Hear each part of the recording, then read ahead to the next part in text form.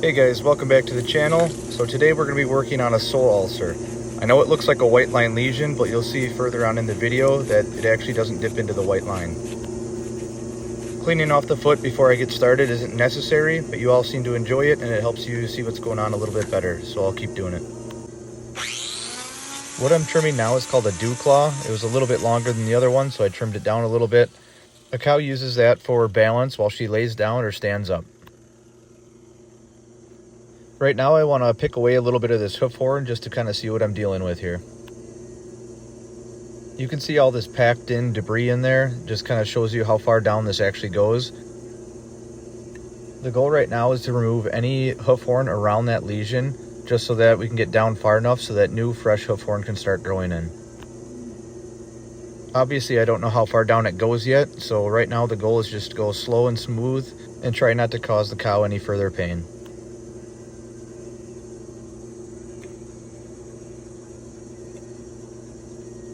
Everything that I'm picking away here will grow back. On average, a cow's hoof horn will grow back 1/4 of an inch every month.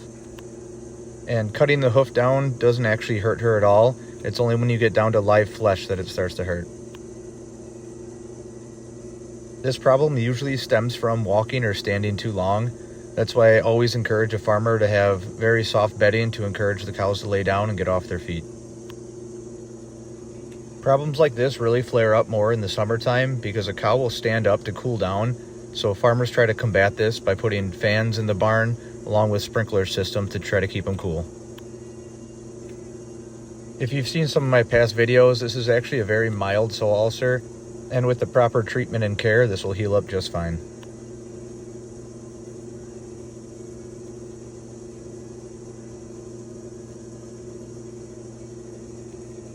Now that I've opened it up to the base of the problem, I can rinse it with a little water, and then I'm going to rinse it out also with some antibacterial solution to keep it clean before I start the block. Please stick around to watch part 2 to see how I finish up this problem.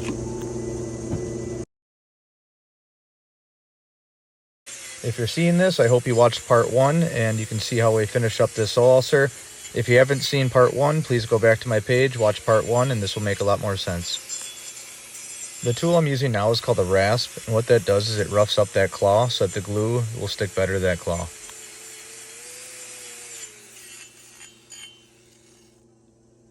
I'm using a rubber flexible block. This provides a lot of cushion for the cow as she walks, and what this block does is it acts as a crutch so that she can put most of her weight on this block and not that sore lesion. In some of my other videos I use a wood block, and that's just a farmer preference. Some of them say that the rubber blocks get stuck in their manure pump, so they prefer wood. These rubber blocks don't wear down as fast as wood blocks either, so it'll stay on her foot as long as she needs it. They usually stay on about a month or two before they wear down or fall off on their own. If it happens to fall off before she's actually healed up, the farmer will call us back and we'll put a new one on. Right now I'm just cutting the hoof down a little bit more to be sure that it's not going to touch the ground as she walks.